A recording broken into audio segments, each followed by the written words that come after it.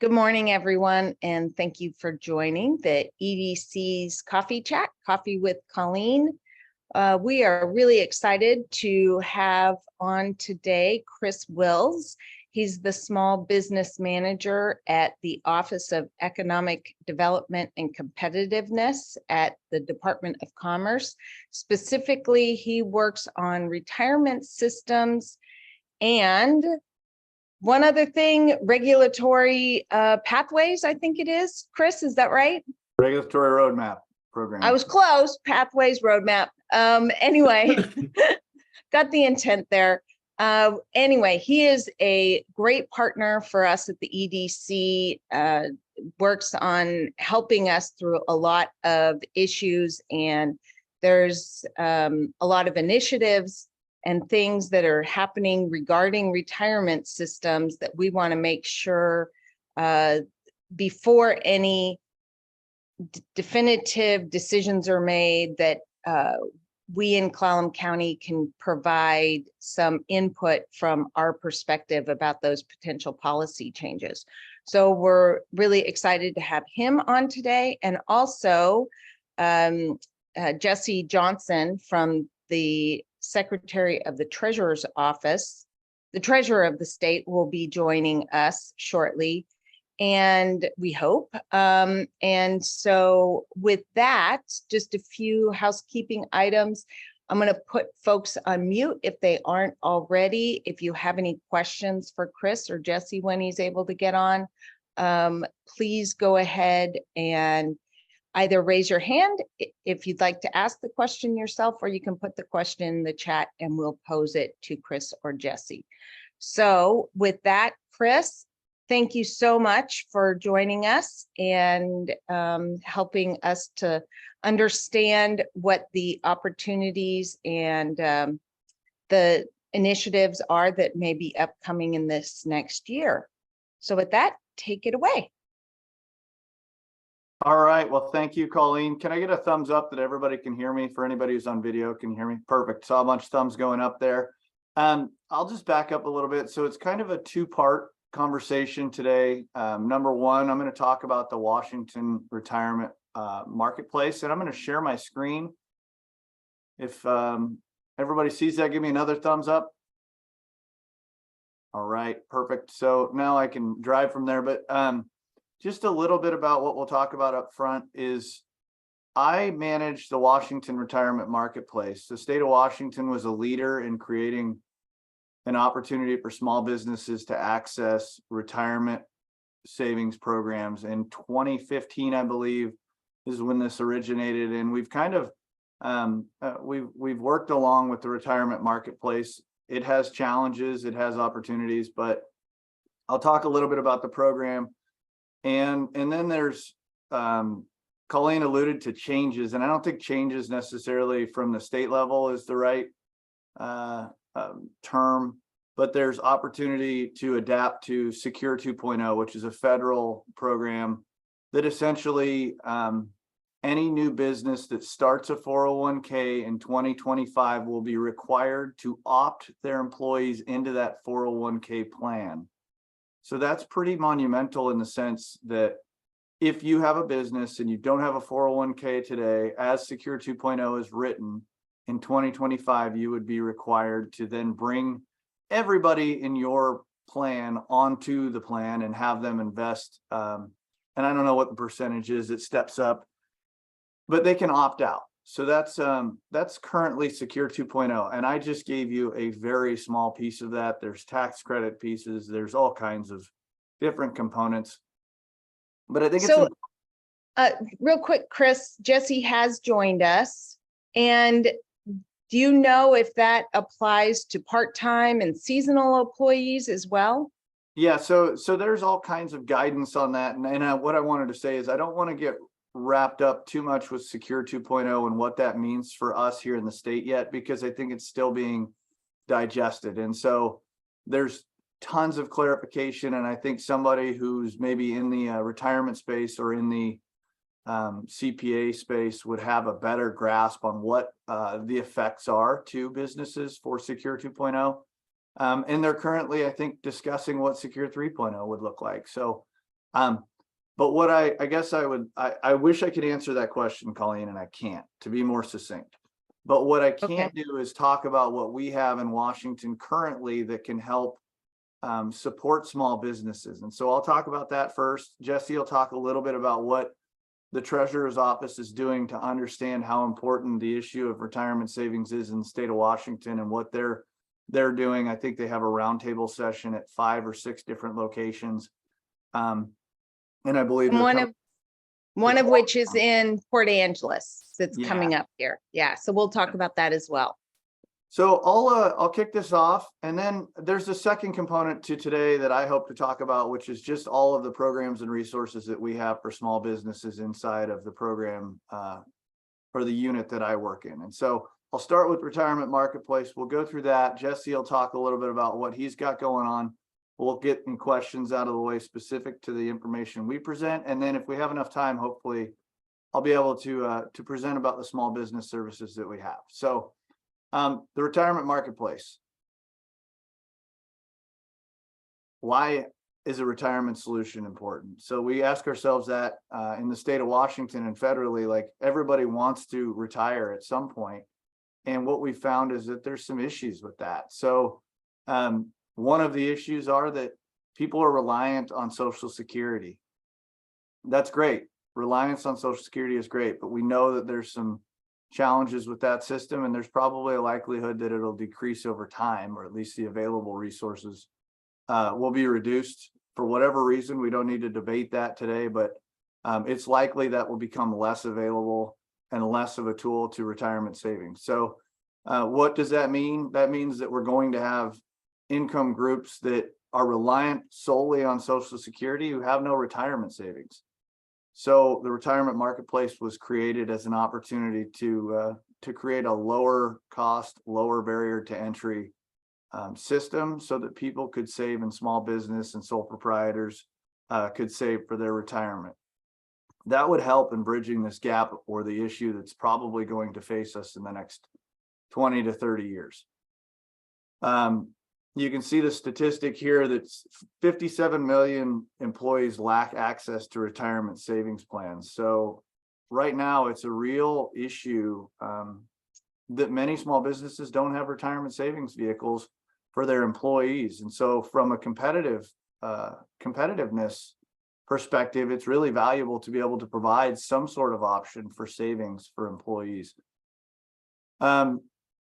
So we'll talk a little bit about the plan. Or the marketplace. What is the marketplace? It's an online marketplace. We're qualified, and I'll talk a little bit about what that means. Financial services firms offer low cost, low barrier opportunity for individuals to invest.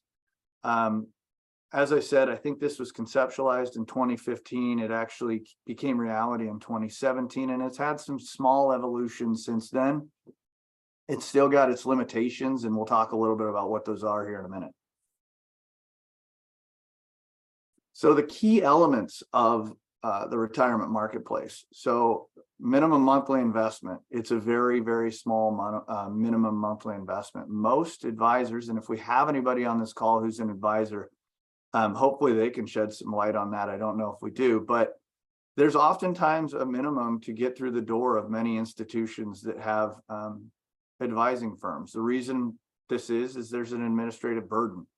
This retirement marketplace has created an environment to attract providers that create plans that come at a low cost, but oftentimes they have fewer options, and they're a more limited retirement vehicle selection. So I'm not an advisor. I do have to say this. I simply run the program. So I bring the providers in, Department of Financial Institutions vets them, and then ultimately we put them out there on the marketplace, which I'll show you the actual website here in a little bit.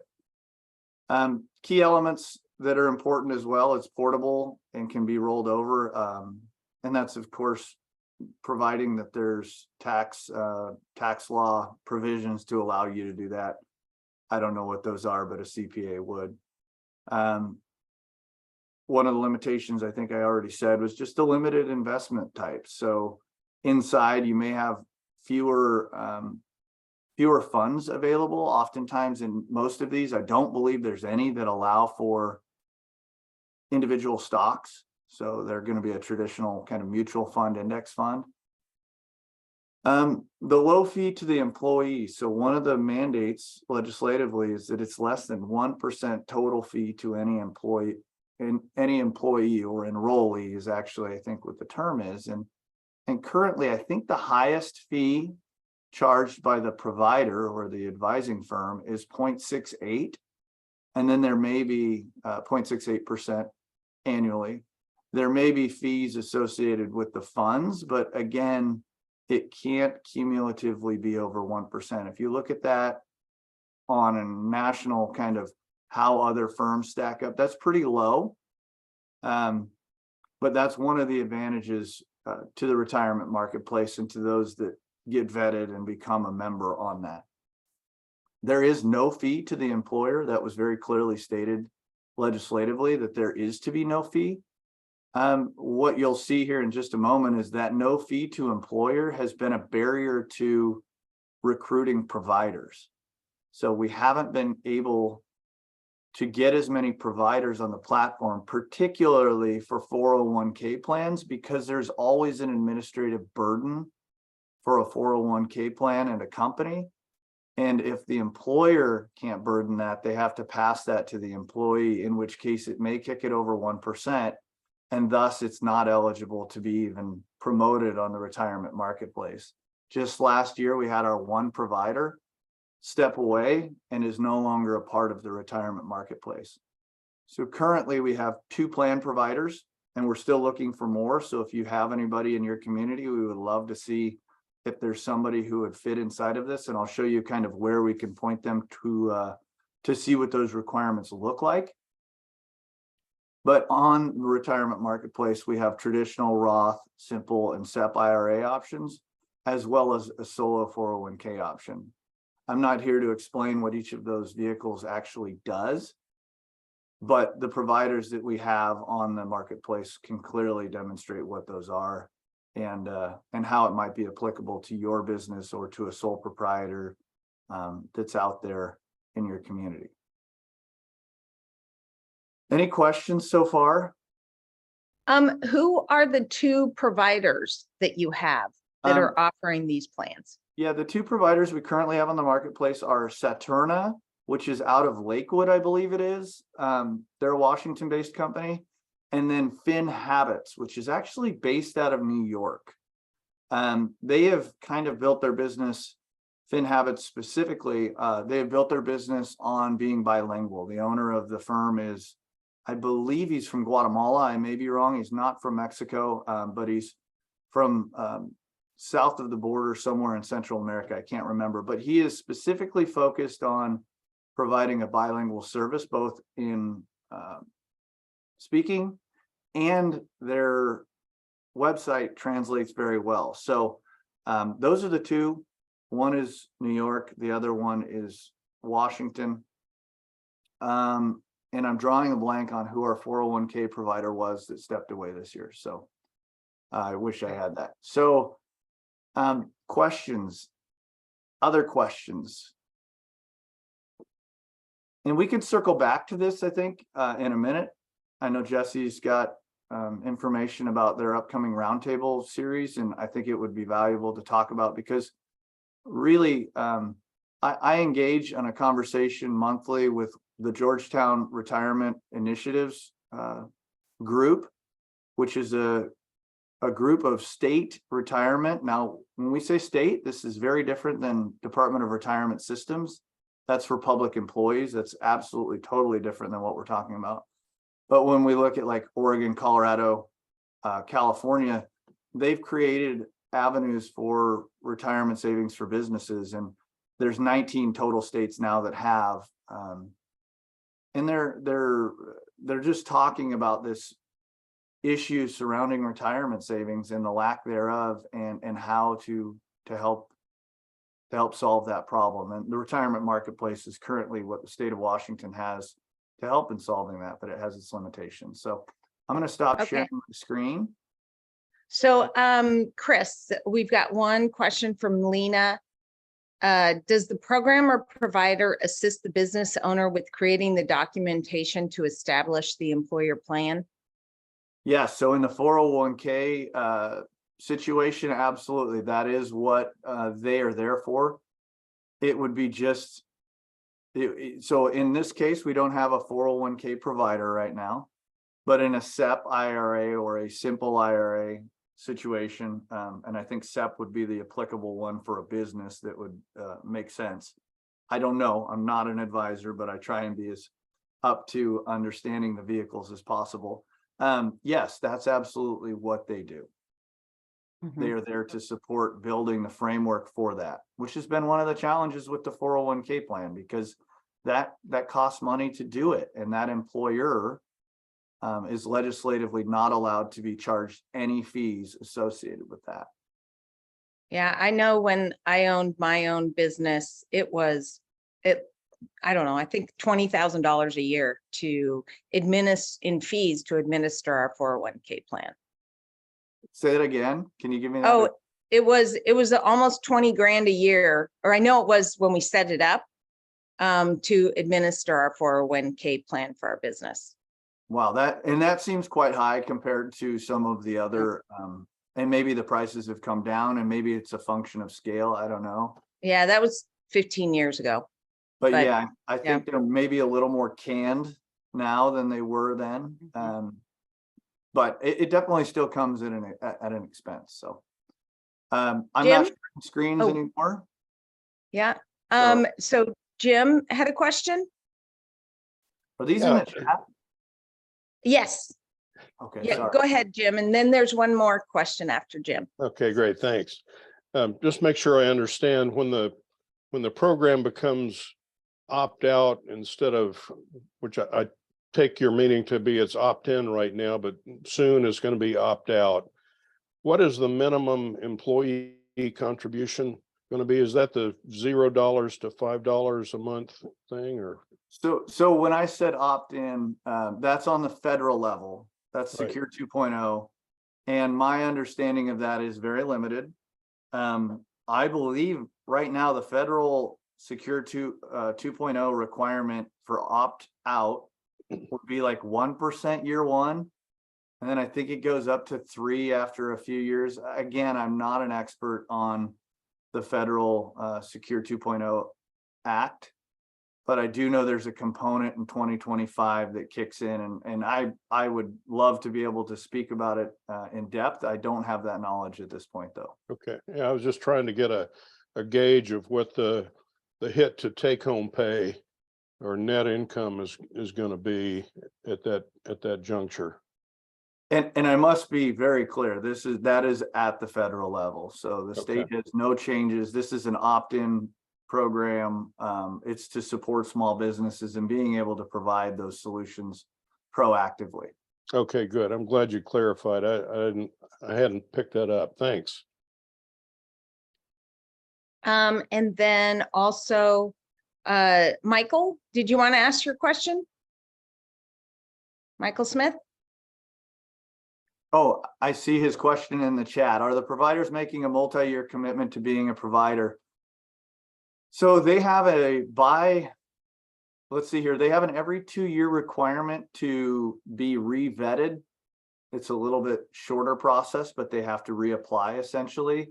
The commitment for them to be on the retirement marketplace, I do not believe is a long-term beyond that 2 years.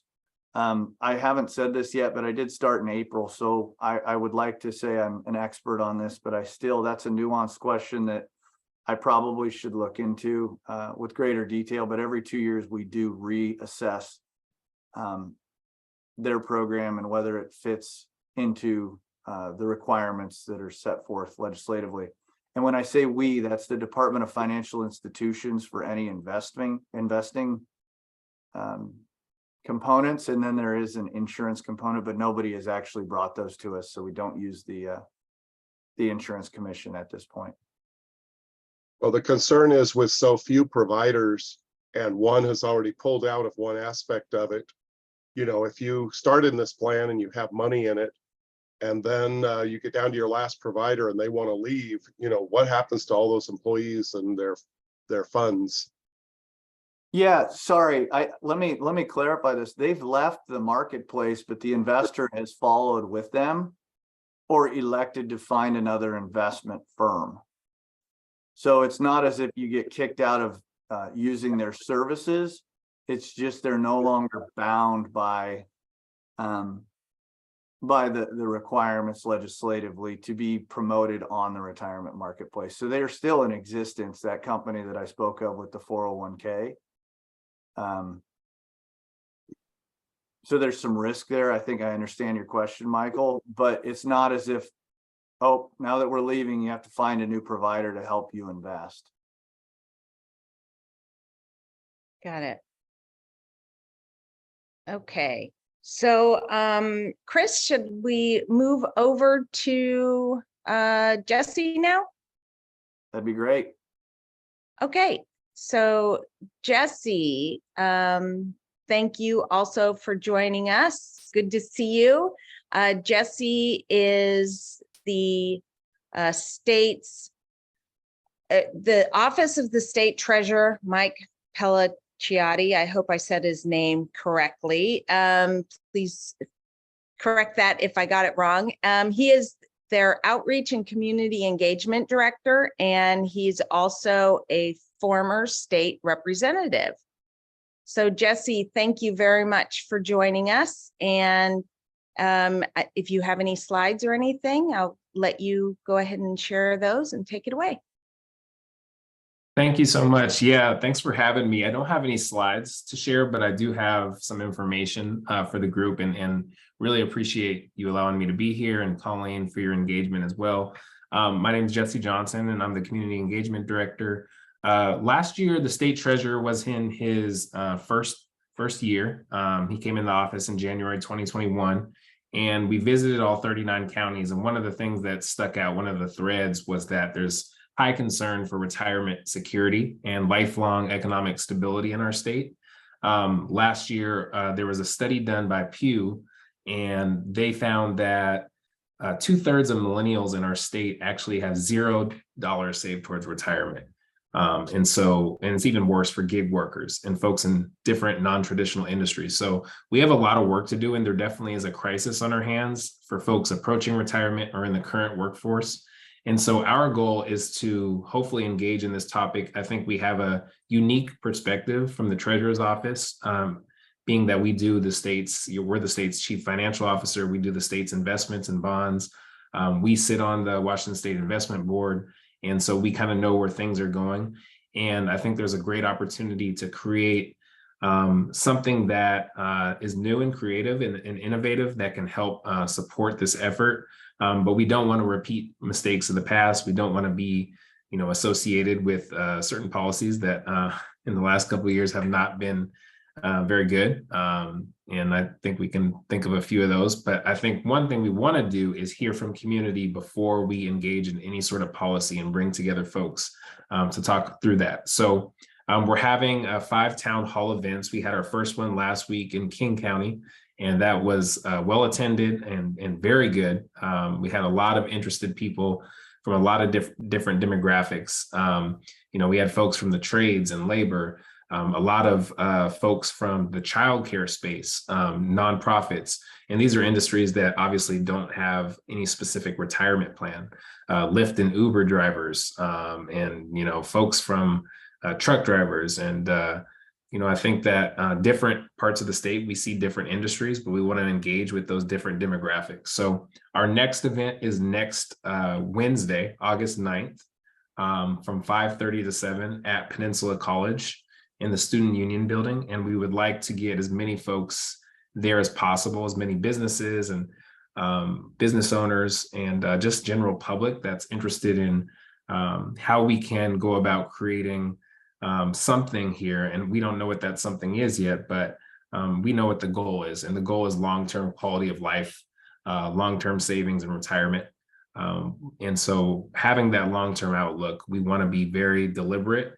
And as we proceed, we're hoping to gain a deeper, broader, and more robust understanding around what's happening on the ground. And I think the folks that know it best are obviously folks that are in business community. So that's our goal. I am putting the information in the chat and also be following up with information to share out. Maybe Colleen or anyone else can share that out, Lori, and so that we have that sent to folks. But wanted to be able to be here and answer any questions, and also hopefully be able to provide more information at this town hall. What we're gonna do is we have a panel.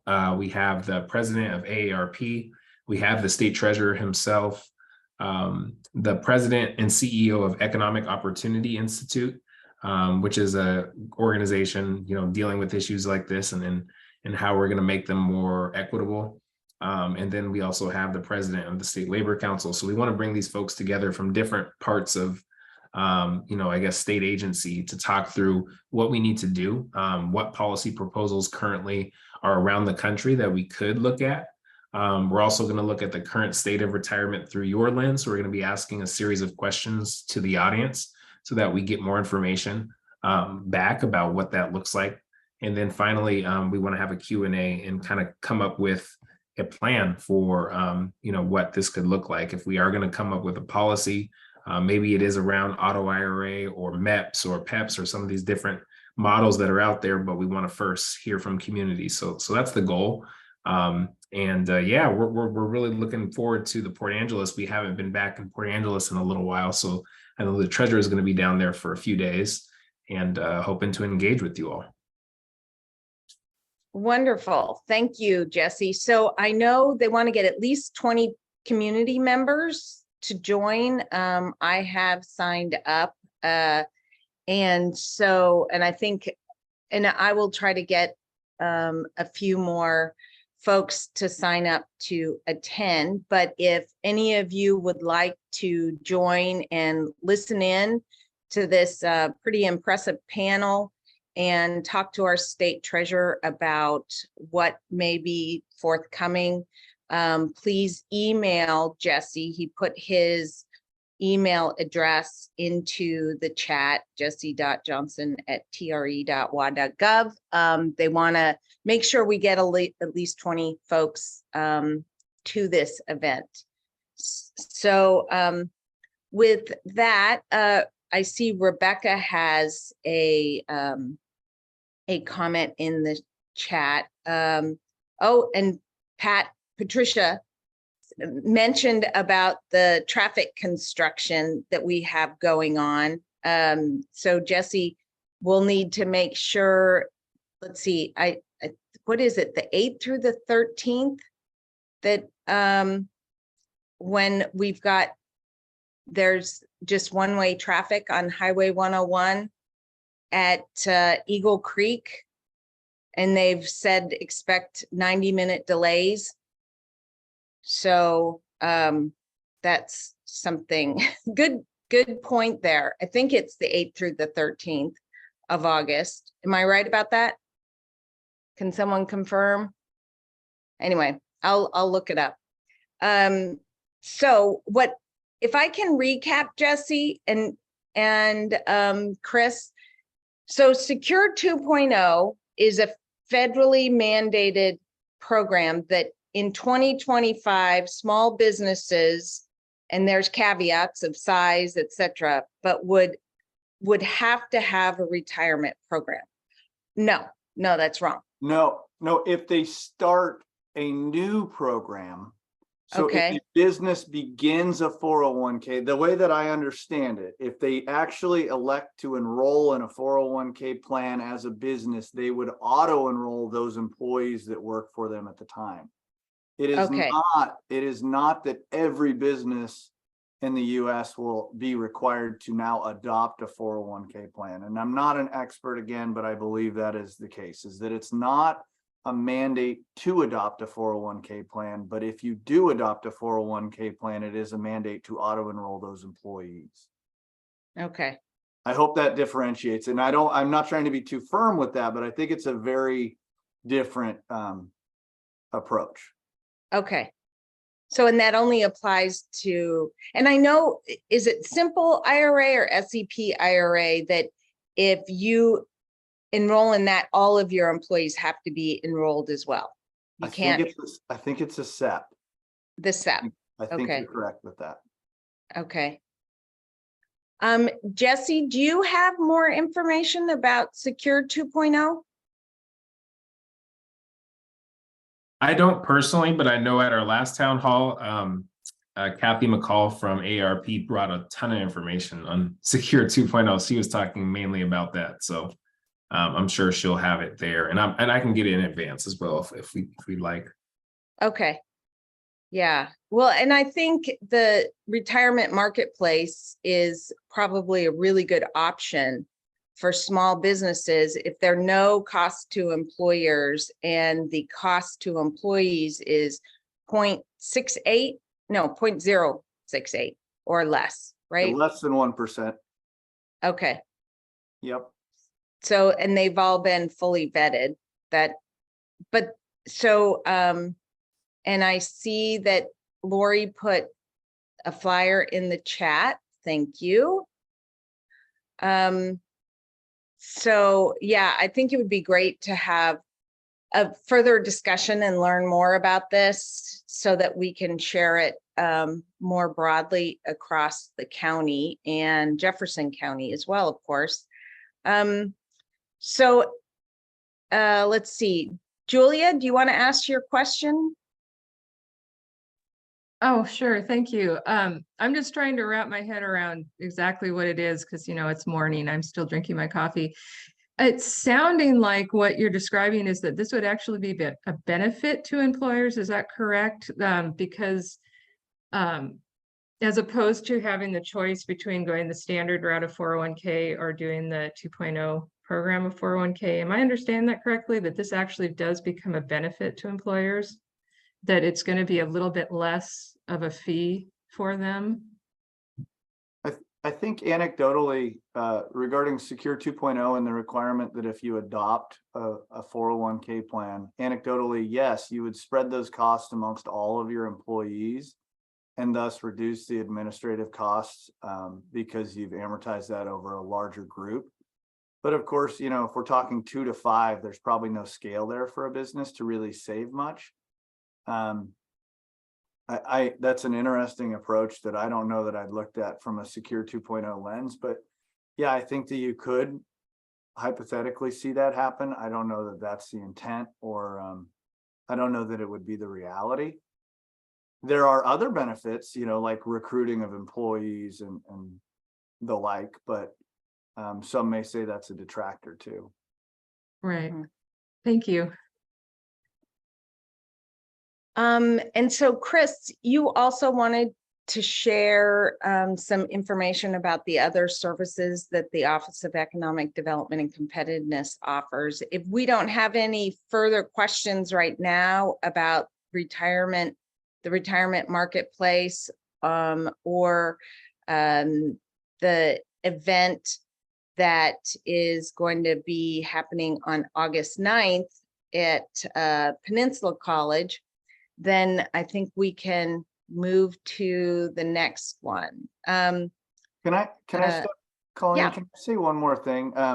So I had the opportunity, the treasurer's office had its original roundtable kind of scoping in Olympia back in May, and Jesse can correct me on this, and much of the same kind of panel makeup, and I attended that. And for those of you who may be thinking about attending on the 9th, number one, you will find out more about Secure 2.0 because you'll have a national expert on that attending, it sounds like.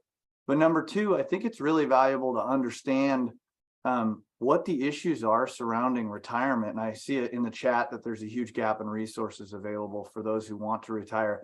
That is exactly what this conversation is about. And I think that there's a good opportunity for us in Washington to be engaged in that. And I appreciate that they're actually going out and having these conversations prior to any policy discussions. And when I sit in on these 19 states that have adopted them, they're all over the board as far as the policies that have been adopted in these other states. And I think it's valuable to understand what's at stake long term. I don't know if we recall that one statistic that I had about the gap between those that have saved and have not saved, but we're facing a looming crisis in retirement savings, and it's probably in the generation that I'm in, and those that are younger than I am. So I would encourage anybody who can attend this event to do so and to share the word with that. I know that their RSVP list is probably needing to be filled out somewhat soon. So if you have a chance and you're interested, I would encourage you all to attend. Great, thank you. Are there any other questions for Chris or Jesse about the retirement system program or, yeah, Randy, go ahead. Maybe just because I don't remember, but if you're headquartered in the state of Washington and most of your employees happen to be in other states, does that relate to these programs? In other words, is whatever is in Washington, because you're headquartered here, therefore required in other states? Or I just don't recall how that carries over. I know in the case of federal programs, sometimes it is required one across the other. So Are you asking specifically to the retirement marketplace providers and whether it's accessible? yeah, Out of state. Yeah. So if this is an interesting one, it's somewhat undefined legislatively, but historically, yes, if you are based in Washington and your employees are based out of Washington, they can access these providers at the same terms and conditions that legislatively have been set forth. So to answer your question, yes, they have the same access as those that live within the boundaries of the state of Washington if their company is based in Washington. thank you. I'm kind of surprised there's only 2 providers that have opted in and none doing 401k. Is just the expectation that the legislature set too onerous for them, that they're not making enough money? Why can you speculate on that? Do we have any financial advisors on this call? Because I think they can give a perspective. But I will give you my Yeah. Sharon Ann she now works for the SBDC, but formerly was with American Express, right? Retirement That's right. systems. I spent about 30 years as a CFP for American Express companies. And people, when you explain reality, they just don't want to believe it because it's going to impact their daily lives. So even if they are offered the ability to contribute $5 or $10, especially if they're running close to the wire, they're just going to not do it. So I think a huge amount of education is going to be needed to convince every employee to contribute or to want to contribute. Yeah, and Colleen, and thank you, Sharon Ann. Colleen, one of the things you asked the question of why is there only 2, and each employee has an administrative burden for these providers, and these providers are being limited on the fees they can charge, which is a great thing because there's some very clear data on fees and the effects of fees on long-term savings. But many advisors, and that's why I asked if there were any advisors, many advisors have a minimum investment requirement to step through their doorway because of that administrative burden in servicing that individual or individuals. So that is probably one of the largest reasons that we don't see a high number of providers on the platform, is that we have a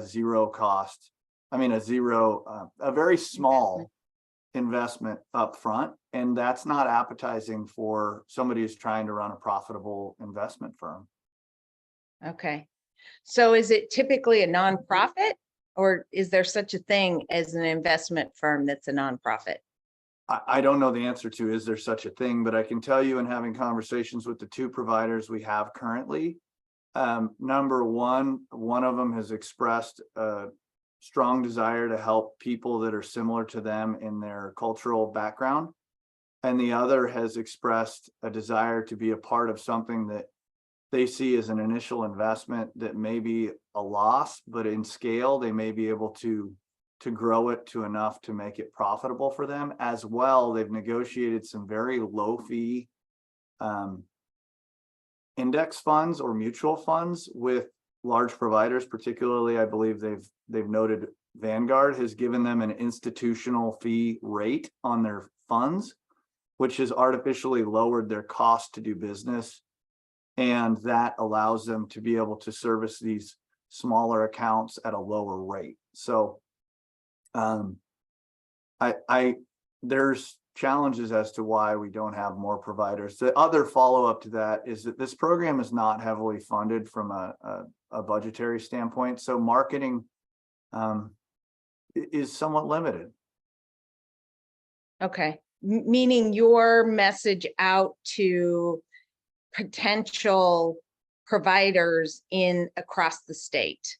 That's correct. That it is somewhat difficult to put a whole lot of effort into that and resources into that due to budgetary constraints. Okay.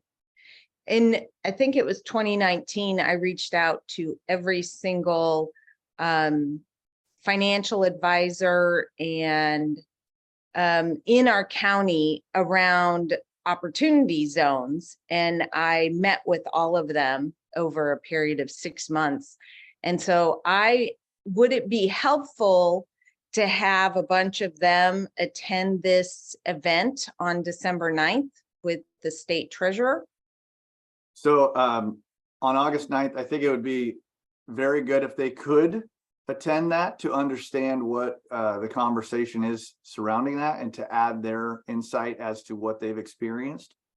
Okay. I think your question for me is, I mean, your question of bringing them to that is great, but for me, I would love to see them reach out to me and say, I want to be a provider on the retirement marketplace platform. And I can post in the chat how they can do that. It's very clear and easy to see what those requirements are. I'm doing that right now. Okay.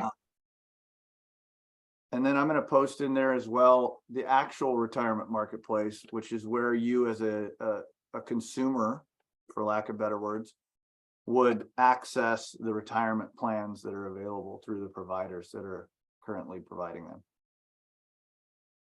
So yeah, great. have them call me. That'd be great. All right, I will do that. I'll send him an email. Perfect. All right. Well, I hope we get a good showing on August 9th. And I also hope that you guys can figure out the traffic, and maybe there is a charter company that can pick you up and drop you off too if you want to avoid that, Jesse. So with that, I'm not seeing any more questions. And but Chris, did you want to share any slides or any information about additional services that OEDC offers to small businesses? I certainly, we have about 12 more minutes, 13 more minutes. Does that sound right? Yeah. I'm going to speed through this and try and stop at some of the more key things. I think my coworker, Susan Her, is on here. I'm going to try and represent her program because I think it's one of the coolest programs that we have available at Department of Commerce in our group. So let me share my screen. Mm-hmm. I think I'm sharing my screen right now. So small Looks business good. services. All right, great. So for those of you who don't know, Commerce is big in terms of programs, not quite as large in people as some other agencies, but it's grown immensely over the last 3 years. And hopefully you've seen the effects of that through funding that's come into the county in the region during COVID. These are some of the different areas that Commerce focuses on, but we're going to talk specifically about what we do in our unit, and our unit is really just trying to strengthen communities through helping build resilient economies. And so there's a number of different ways that we do that, and hopefully you're seeing the effects of that. Colleen, I know that we've talked a lot. I see there's an Apex Accelerator individual on this call. There's all kinds of ways that Commerce is trying to help grow the economy in the state of Washington. But in our program here, we are we're small but mighty, and we all have a couple programs in particular that we're responsible for. I've talked a little bit about mine. I'm not going to talk about the regulatory roadmap too much because it's very isolated to individual locations at a given time. And right now that's not geographically your location, so it doesn't have a whole lot of applicability.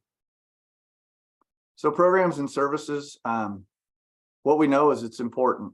It's important if we do not provide technical service assistance to businesses, they're likely to fail. And if we do, they're likely to succeed. So Colleen and the EDC has a lot of resources and a lot of connection and touch points that they can help a new business with. And we are one of those, and we're hoping to talk a little bit about that through this conversation.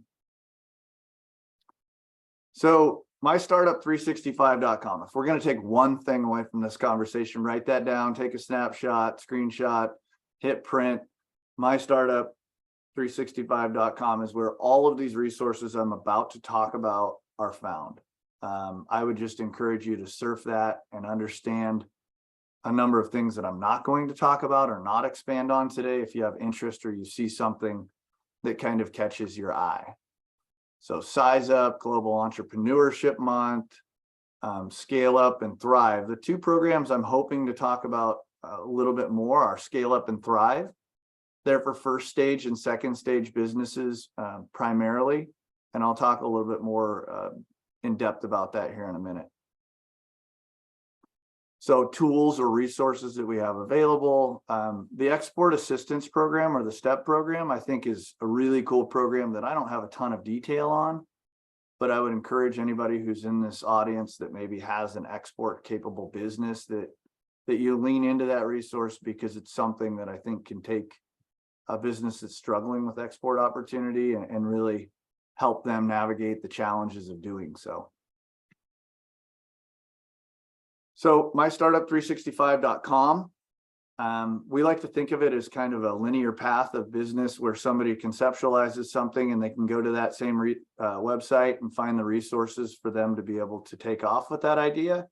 And then we like to think of it as, for instance, Thrive, which is a $1 million plus 5 years in business. And these are standards, or these aren't standards, these are guidelines.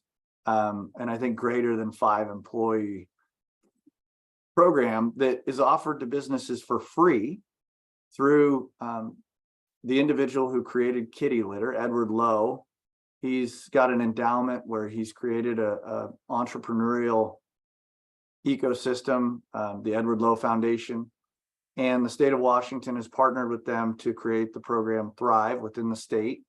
I think it's $1,700 in value. And you get an opportunity to have some real key experts look at your business from a lens that oftentimes you can't find in your local community.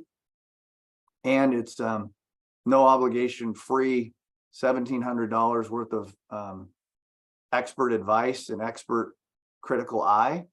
And then you can hop on to the next 5 sessions, which is not at a cost, I don't believe, but it's there is some expense associated with those experts that are involved, but you can jump off and do your own thing. So that is it's a pretty wide spectrum of tools and resources that we have on mystartup365.com. So Global Entrepreneurship Month, every year we have a month that's dedicated to celebrating entrepreneurship. And this has been difficult through COVID to understand how to implement this or how to engage people in this celebration and to provide additional tools. We're actively working on what that looks like in November and hope to have some resources available as part of that. I know the SBA and other entities celebrate this as well.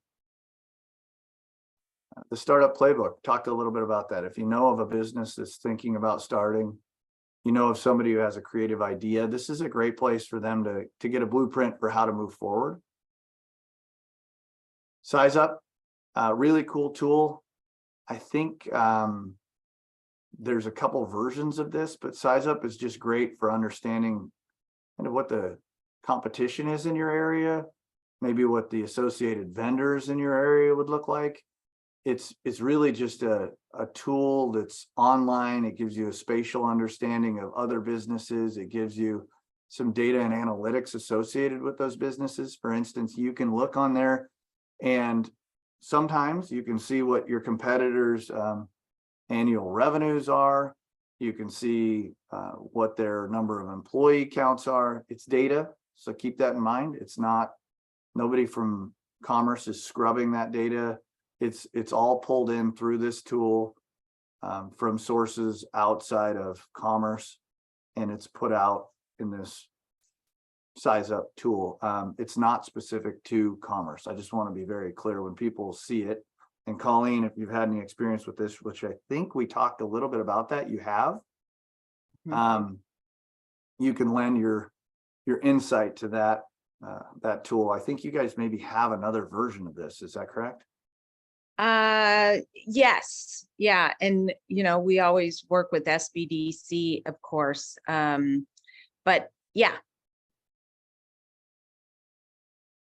So Scale Up is a course that we offer in conjunction with Thurston County EDC. And when I say in conjunction, we actually contract with them to put together the program, and they host it. It's 100% free. It's 100% digitally offered. So it's through a Zoom type platform, and it's designed for smaller businesses that are looking to grow.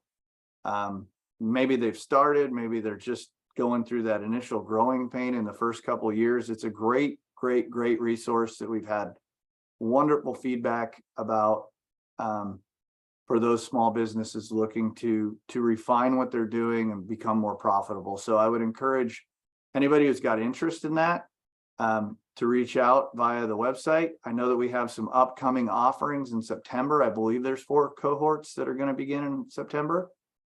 We do offer a bilingual option. So if there is anybody who's looking in bilingual, unfortunately, Spanish is the only other offering that we have instructors currently set up to do. We are looking at other languages and finding those instructors, but it's difficult to find a cadre to help put that on.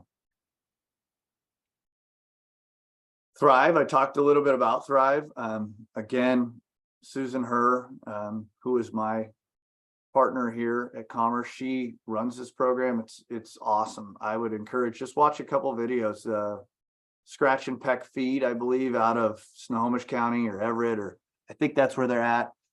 They've gone through the Thrive program. I think there's a large winery down in Southeast Washington, and when I say large, it's probably one that many of us on this call have either seen their bottle of wine or enjoyed their bottle of wine. And they're actively going through the Thrive program. So it's not necessarily, it's not bound to the small end or the large end. I think it's 2 million to 50 million gross revenues. And there's some exceptions to that. So I would encourage, if you think there's a business that could use this, to lean into it and reach out. I'm going to skip through a couple of these because we're limited on time. The STEP program, again, if you have somebody or you know somebody or you are somebody who wants to export, we have a whole program to assist you in doing so. So, Colleen, thank you for the invitation. Hopefully, in short notice, we were able to put something together of value for this. And if there's any questions, I'm going to end it right there. So thank you.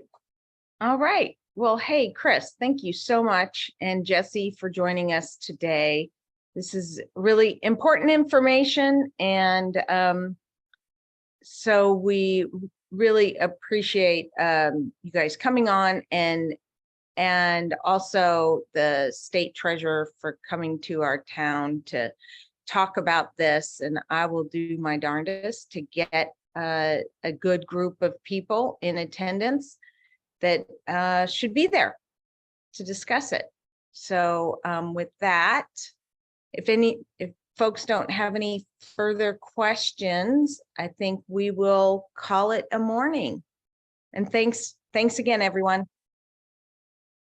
Thank you.